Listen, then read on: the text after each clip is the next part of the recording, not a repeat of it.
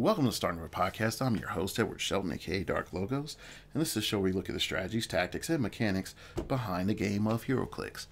This is part 2 of the EarthX review, so I encourage you to listen to part 1 because, start at things from the beginning.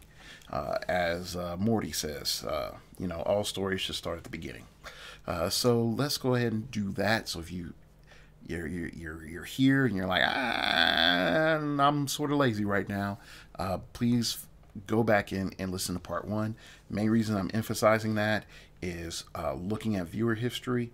Most people just look at the most recent video, and whenever I've done 2-parters, the first part is always a lot less viewership than the second part. I have no clue why, but I just pretty much assume that most people do not want to go back and listen. They just look for the most recent thing and start there. So anyway, going on. Hulk. Hulk is fun. Number 55 Hulk from the Super Rares. He is fun. I think he's strong. I think he is, local meta king.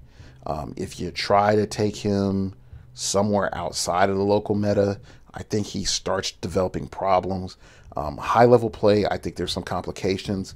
If he ever becomes dominant in high level play, Photon just kills him.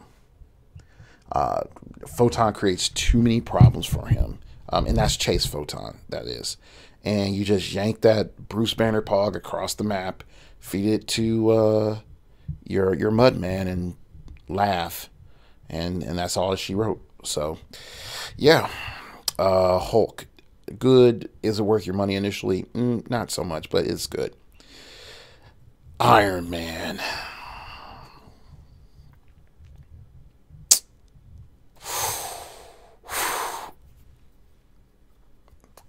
I'm going to talk about Iron Man. And I'm going to unpack about 15 different things on Iron Man. And I think Iron Man is the main reason that there's a part 2. And probably most of part 2 is going to be about Iron Man. If you haven't listened to, I think it was like a couple videos ago, I talk about 5-point prop and why it's stupid. Listen to that. Let's talk about Iron Man. And I'm going to break down, and I'm going to say Iron Man is the second strongest figure in this set. If pre-eBay sales tell me anything, it tells me that most people do not understand how Iron Man works, or are not fully aware of the Stark Tower map, or they are not aware of how the other Iron Avengers work. Because if your pre-release sales has this figure not breaking $30, I'm going to tell you as your listener and friend, go when he comes out, and you see him meandering for $15, $20, do a brother a favor. If you get an extra, mail it to me. Okay? Because Iron Man is going to change how we play HeroClix. He's probably going to get nerfed. He's probably going to get nerfed. And I know some of you be like, Dark Logo, sky is falling. Let's break it down. All right, first off, Iron Avengers. The bystanders printed on this card are Iron Avengers. At the beginning of the game, generate 2 different Iron Avengers. Whenever an Iron Avenger is KO'd, after resolutions, roll a d6, 1 through 2, deal Iron Man 1 unavoidable damage. Special attack power. I have a mission for you. Power. Generate an Iron Avenger that isn't already on the map. Defense power. Stop. Invincible. It is on his defense power, so yes, Green Arrow can rake him over the coals. Invincible. This game, Iron Man can't be healed above this click. Iron Manner. When Iron Man hits the highest point opposing character on the map, after resolutions, generate an Iron Avenger that isn't already on the map. Protected Outwit. Okay. So let's start to break this down of why he's dumb and why this is abusive. Number 1, you are only playing him on theme. You are not playing him off theme ever. Forever, ever, forever, ever. Okay? I'm sorry, Miss Jackson. I'm for real. you gotta only play him on theme, and you need to make sure that you're +6 minimum theme, probably +7, just so you can guarantee to get map. If you go against any non-theme team, you will get map, and your opponent will cry. All right, that's just the straight truth. All right, so that's the first part. Like, his first 2 clicks are not that great. He comes in and he's pretty much an immobile guy, but at 125 points and being grounded, he can be carried around. And I think a lot of people underestimate that. The fact that he can be carried around. And I hope they've errated that size changes are not optional, or that ability powers are not optional. I really hope that that's in the rule books still. Like, you can't choose to be, if you're both flying or grounded, you can't choose to be, grounded and then flying later or stuff like that. Because him being colossal, if that ever becomes, oh look, I can make that optional. I'm not saying it is, but I do feel that needs to be. If someone can point me to that ruling, I would love it, or where it's at the rule book, just so I have that in the back of my mind. All right, now let's go through all this stuff. You got to look at the Iron Avengers in particular from the map. You want to look at Crimson Sage. You want to look at Bolt, and you need to look at Tank. Okay, those are the ones that you're going to look at and understand why these things change everything. Crimson Sage gives you prob. Again, go back to the other video in which I completely break that down. All right, this figure is always going to be 130 points. You're always going to pay for the Earth X Stark Tower map bonus every single time. All right, so let's break down his advantages. At being at 125 points, he summons in most ID cards that are good enough to be competitive. And that in and of itself is a huge advantage. Next, you can carry him around on his first 2 clicks real easily. Having barrier, he's able to fortify himself and be a decent utility. You can equip him with something, but functionally, it all depends on how you look at it. It really depends on the meta if you want to equip him. It's a 1 or 2 for him to take damage if you kill one of his pogs, which means there's a high chance through all your rolls that he's not going to get hurt from taking pog damage from you killing his pogs. It's still a risk, but guess what? He can mitigate that risk by getting inside of a vehicle because he's off the map.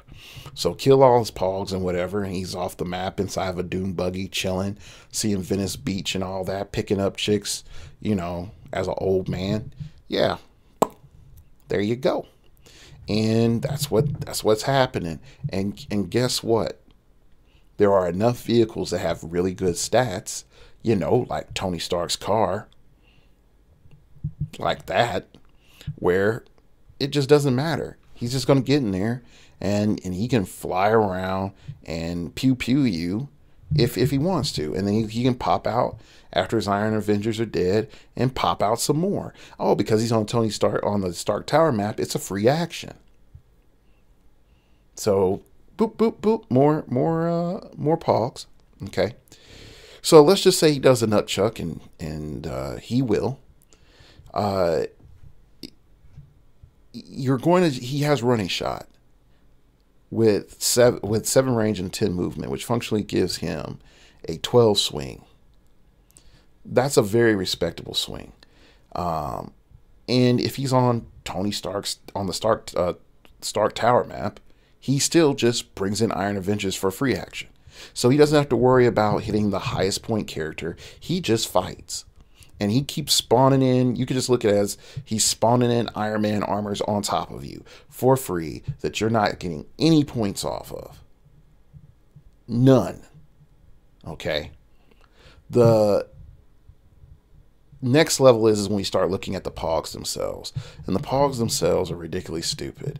So we start having hypersonic speed, precision strike, 2 damage super senses with bolt. We have sidestep, quake, toughness, close combat expert with monolith. We have steel bow with sidestep, 7 range, 10 attack, range combat expert at energy explosion.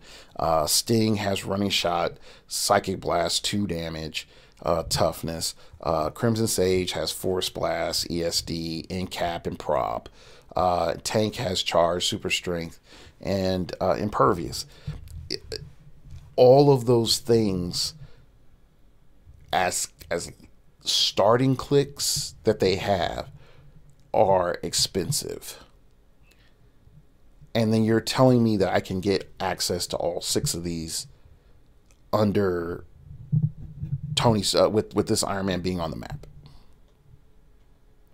So when I start talking about force multiplication, like a lot of other pogs that we've generated are power actions. Like Penguin, I power action generate a pog. Someone else has to use my attack value so that I can move that pog for free. Not just, I get to generate this guy for free. Now I know some people will say, Dark Logos, really? Like, but what if you lose map? Oh, guess what? I lose map. I have to power action generate my pogs, which sort of slows things down. But now I have a flying pog that can haul around my Tony Stark. And I get a free Crimson Sage. So I start the game with 3 pogs. And then I can just do the same thing with like Stegron. And we're both scientists. So now you have Stegron plus Tony Stark. And I have 3 pogs. And Stegron generated 3 pogs. So I functionally, with those 2 figures, have more starting figures than most average teams. The problem with Tony Stark, or the problem with this Iron Man, isn't the fact that he generates Iron Avengers, or it isn't the fact that he has a stop click, or it isn't the fact that he has some cool things he has access to with the Iron Avengers. It's just the fact that he has so many things in his kit that it's hard to ignore all the things in his kit. So you're going to say, like, Dark Logos, you're pretty much almost telling me that Iron Man is better than Earth X Cap. I'm like, he's not. He's not. For several reasons. But Iron Man is knocking on that door. He's like, yo, can I tell you about the wonderful savior of Iron Man? And then Cap's like, isn't that you? And he's like, of course, that's me. Okay. Iron Man, like I said, just does way too much. Earth X Cap synergizes with Iron Man really well. And he synergizes, he synergizes Iron Man almost the best. And Earth X Cap also works with a multitude of different other teams, not just theme teams. So that's why Earth X Cap is better. You have to play theme with Iron Man. And if you play him off theme, there's too many other things. Now, some folks will say, like, but Dark Logos, you know, he has all those pogs. And then he gets to a stop click. And I start killing this pogs. And then they get low. And then I can kill him by just killing the pogs. And I don't have to attack Iron Man. And then Iron Man's like, well, until the what if set retires, I'm going to abracadabra and turn to Dr. Stark. That's 115 points. Ta-da! So yeah, go after my pogs. Cool, I like to keep them. But you're not going to kill me by chipping away at my pogs. So, like I said, or he just get shrunk and get put back in his vehicle, and then there you go. Like there's too many janky things with Iron Man. There's just too many janky things. And even for me, I was like, well, I've been playing around with more of a Avengers Chase Moondragon lately, and if I could just be like, oh yeah, free action, make a Pog, boom, have Moondragon eat the Pog. Somebody else has +1 damage now, or she has +1 damage. Boom. Oh, guess what? Beginning of my next turn, I roll. Oh, guess what? I'm going to get the Pog back. I'm going to get a Pog back. It's a free action. It doesn't really cost me nothing. Yeah, I can keep feeding these suckers the Moondragon. I'm not saying that's the best thing to do, but I'm saying like it's an option. There's so many options. Anyway, let's keep going. X51, I want to love him, but he's a waste of points. Loki, again, just a waste of points. Gorgon, waste of points. Fun, but waste of points. Medusa could be something there. The problem is that I only see her doing well with Earth-X or Rulers. Inhumans, even though they got filled out a bit, they just really sort of got hosed. All right, let's look at the chases. Venom Black Panther, I like him because he has a lot of value to me, mainly on Avengers, Wakanda, not so much on Monster. I could unpack that, but I would be giving away somebody's tech, so I'm not going to do that. But for Avengers and Wakanda, I think that he's pretty good. I think he's pretty good, and I also think on whatever the other side of the Stark Tower map is, I think he does really good on that map. All right, Captain Venom, meh. He's all right. I like the fact that he's Avengers. I think he might be a very interesting Cap to run on an Avengers team. I don't think he is the Cap to run. Now, I will say this. And this is a big deal. He gets stupid with the Beetle Pod for a couple of reasons. Number one, he gets toughness. So now he has some damage reductions, and that starts to slow things up against his opponent. The next is that +2 movement makes him charge for 7. So if he's able to come in and just charge for 7, that makes him a lot bigger threat than most. And I know some of you are going to say, but Dark Logos, he already has improved movement. Yes, I know. But it's the fact that he has shape change. Then he gets toughness and the +2 movement. Like, all those things together can make Captain Venom really good. And he has leadership. So I think there's some things there. All right.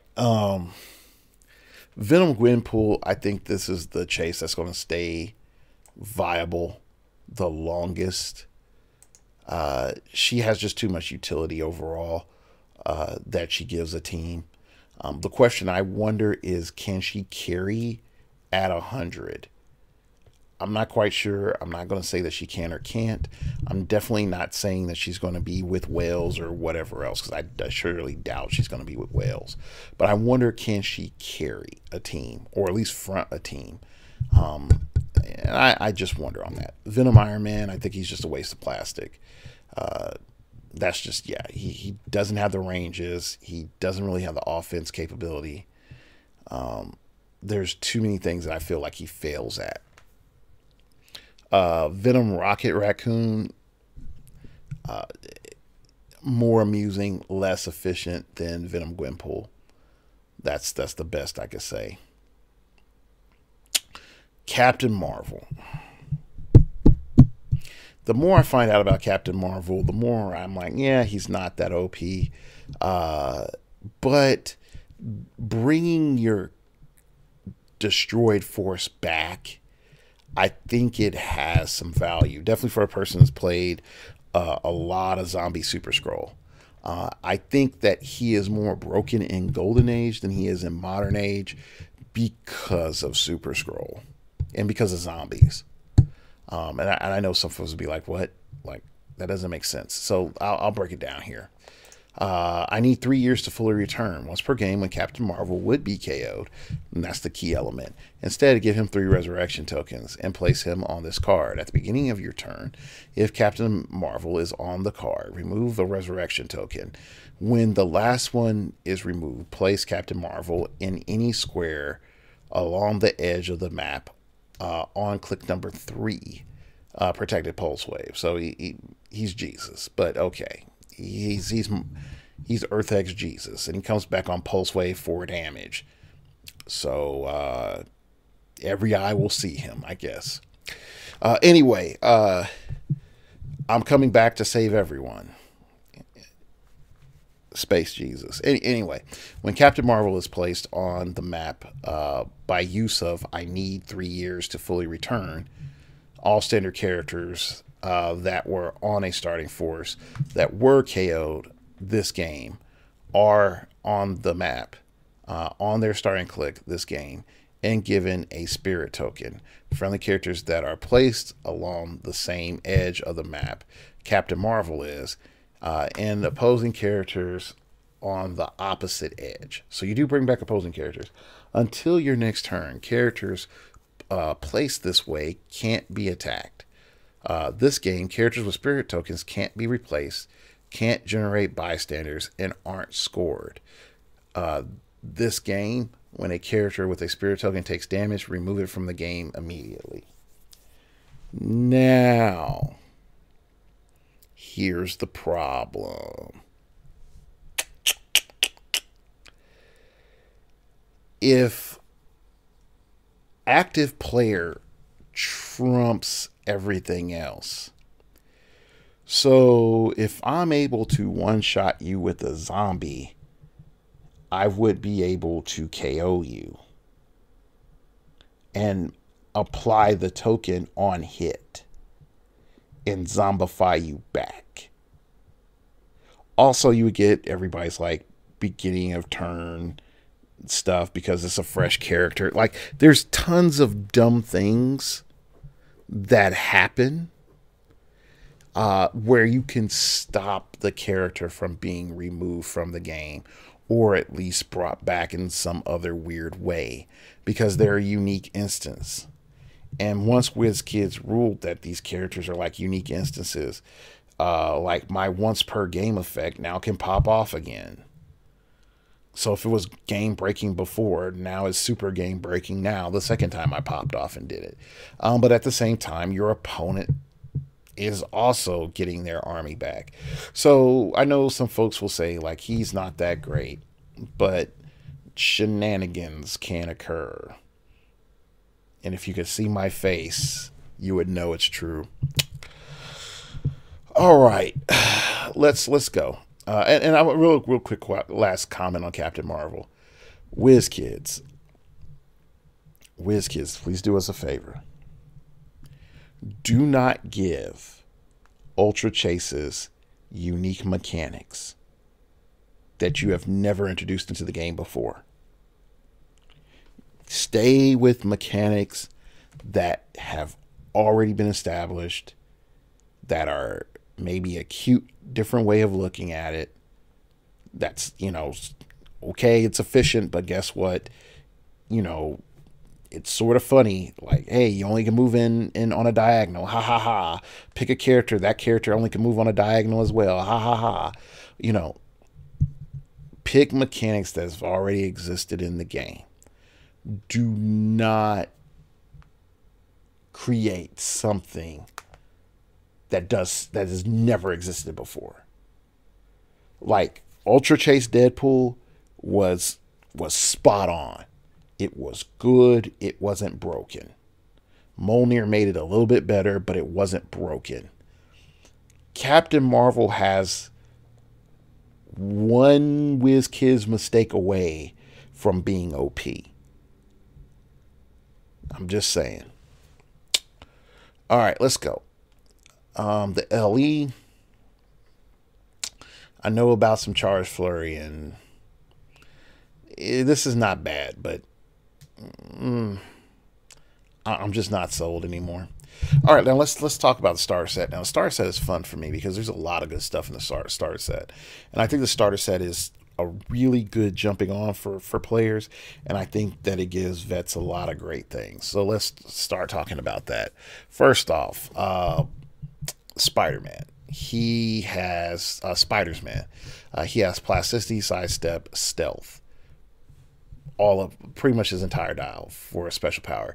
Unique modifier: adjacent opposing characters modify their combat values by -1 for each action token on them. This is good. This is good. Standard games, high point games, one Spider-Man can drop a Galactus stats by 1. Like that's strong. Black Panther. I like the 75 point and the 50 point version. 50-point version you're more likely going to see more often, or double 50. And the fact that he creates anti-men, and the anti-men are charge, quake, 15 defense, toughness, and empower, so they can pretty much synergize with a lot of other stuff that's out there in terms of pogs. He has leadership and stealth, which is fine. But the main reason I say you would want to play him at 50 points is that if you play him on the other side of the Stark Tower map, which is, I think it is Wakanda, but it's not Wakanda. That's not the name of the map.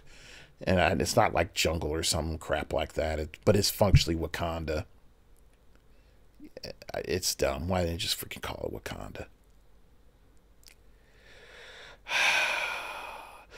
And real brief note, I'm not going to say it was racist that they made all the black people turn into animals.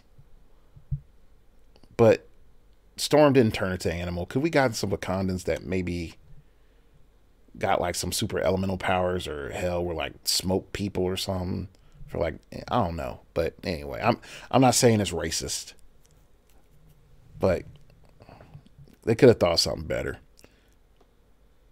They just could have. Anyway, yeah, but that Black Panther is good. That Black Panther is good, and I think you can see him, and he's easily exploitable. Definitely 2 of them at 50 points. I think it's really good. I think I'm probably going to play him on my Black History Month team. Him and the Prime Miles Morales. Again, like I said, he's not bad. Just, I know I'm on. Nope, this probably is going to be the last year for Jakeem. So Jakeem's going to hold out. I think Jakeem's going to hold out in my prime slot. Anyway, let's keep going. Spider-Man. He is really good because depending on where this line crosses, he's a 25 point in power. And if he's a 25 point in power for 4 clicks or a 25 point in power for 3 clicks, it doesn't matter. He's a 25 point police team TA in power. That is dumb. That is really dumb. And if he is a 50 point perplex, he's not as good. But his keywords balance him out, and he has improved movement ignores hindering. So then we have President Osborn, which I like too, which he has. I bioengineered the Hydra. I can do the same for you. Adjacent friendly characters that share keywords with President Osborn can't use regeneration, but heal 1 less. So guess what? That top dial regen that you need to have, you can just use it. But again, he gets that power a little bit later on. Then he has Twisted Leadership, exploit weakness, leadership. When President Osborn uses leadership and succeeds, you may also give an action token to an opposing character within 6 squares in line of fire. Not the worst, not the best either, but he does have Hydra keyword. So there's something there to exploit. The Skull. Again, 12 attack. 8 range this time, 3 targets. Improved targeting ignores characters, which the other Skull does not have. So this Skull is a lot stronger getting characters that are midfield than the other Skull, which is trying to reach out and touch one figure downfield. Okay, so they have 2 different uses. This Skull is more effective from mid to close, other than than the other Skull, who is only really effective at long or in melee. So yeah, like he's two extremes. This one's a little bit more all purpose. And coming in at 50 points with Mastermind and Super Senses, yeah, I think he's worth it. So in Dom, yeah, like everything that you need. Like this is a strong control piece for the current game. Oh man.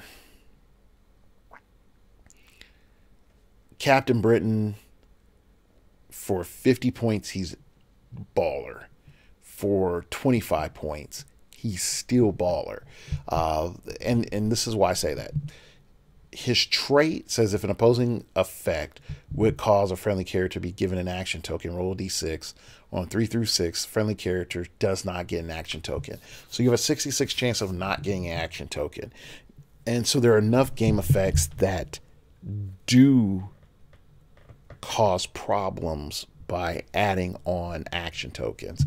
And it's not just in cap, but if, I hate to say it, if you're running a lockjaw or you're tired of getting wrecked by what is it? It's not poison. I think it's like Joker ID. Then yeah, or even being afraid of the Banshee ID. Like yeah, just play Captain Britain. He is worth it. Mystical Ruler, Earth X, all viable, and I actually think he's probably one of the best spammable 25 point. Yeah, he's one of the best 25 point Earth X characters that you can get. So yeah. So then it goes into the token pack and all this other jazz. You go to figures.com, pretty much you can see the special effects of the other side of the Tony Stark map, of the Stark Tower map, which is if you have a character named Black Panther, you get to reroll blades on your turn and super senses on your opponent's turn. That's pretty much what it does. If you have a animal themed team or you have Black Panther on your team, it's protected outwit. That's good. The consolation is you get a once per turn reroll for super senses and blades, I think, is your console. I mean, not once per turn, once per game reroll. So I feel that map is way stronger than a lot of people think. And one of the main reasons why is if I have a character that has super senses on, let's just say 4 through 6, then I have 2 chances at it. Good chance I'm going to hit it. So Avengers, Hyper Spidey. Hyper Spidey just comes in and just laughs at people. It's like, oh hey man, I'm on this map. I played 5 points for this bonus just to make me stupider. Everybody said I suck because I couldn't pick up a heavy object and smash people in the face anymore. And Ultra Heavies left the game, but I'll show them. You can't catch me. I'm the gingerbread spider. That's pretty much it. He's way stronger where you have to pack Pulse Wave. And there's enough things that you can generate with the Avengers where it's like, psh, yeah, good luck with that. Good luck getting a single target Pulse Wave off. So, yeah. Let's sort of go through some analysis of the set, and then I'll wrap up the show. First off, I think this is a good set. I think that everything from top to bottom is good for the player. Even the stuff I really don't like, I could say is good for the player base. Because the casual player base will have fun with it because it fills out some cool stuff. I will also follow up and say, look, there are some elements that WizKids needs to keep a close eye on. The first and top of the list would be Iron Man. Number 2 needs to be Earth X Cap, Captain America Resilient. I would just say that in all honesty. Number 3 would be Captain Marvel. I would be almost tempted to just say I don't think he's going to get removed from play, but I feel like a competent player like Paris, like Easton, like George, like PJ. Well, maybe not PJ. PJ doesn't like him. I feel like a high level player given 2 or 3 more Marvel sets could just be like, hey, Captain Marvel, you looking sort of sexy over there. Would you like to res my dumb team? And yeah, I think that it would be a problem. So there are elements that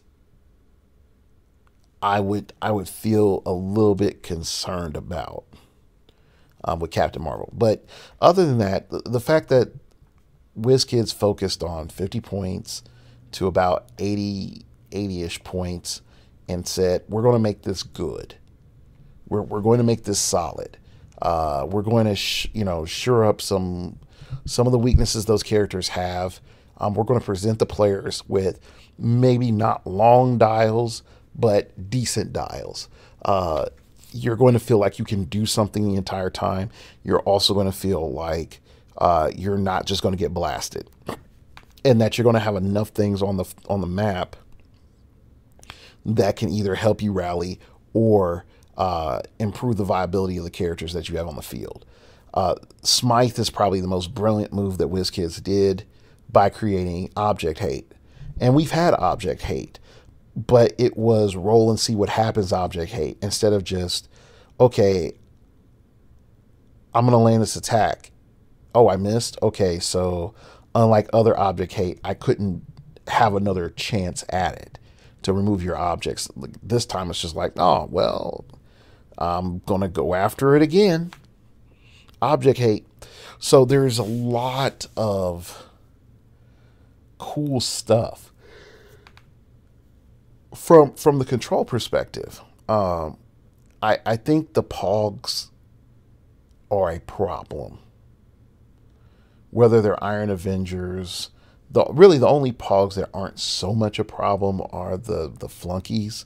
But even the flunkies themselves prove to be a little too good with the current figures that we have. And I think there's some issues. I think that the fact that they can start getting keywords is a problem. But overall, is the game moving into a better place? Yes. Is this a set in which there's a lot of good figures to buy? Yes. Is this something that a new player is good thing that they're coming in on? Yes. The starter, unfortunately, I see that being a problem a year out from now. Because unless they nerf that map, I don't see... I feel sorry for people that don't get a hold of starter. Because that starter makes Iron Man. So... But yeah, those are my thoughts. I think this is a good set. I think people are going to buy it. I think people are going to enjoy it. I think there's going to be a lot of it on the market. Just because WKOs are coming up here in a month. So that's going to start happening. And there's some other tournaments that are going to be happening. So, yeah. All right. That's today's show. I'd like to thank you all for listening. You can follow me at StartOverPod. You can email me at startingoverpodcast@gmail.com. You can donate to the show going to startingoverpodcast.blogspot.com. And that's about it. If you want the fun, interesting ending, just go to the last show. All right, I'd like to thank you all for listening. Just letting you all know the announcement I did have planned was I'm going to have the Black History Month show again. I just need to talk to KJ, and I need to get some things set up with Kyrie. And we'll have a really cool show. All right. Thank you all for listening. And remember, we all have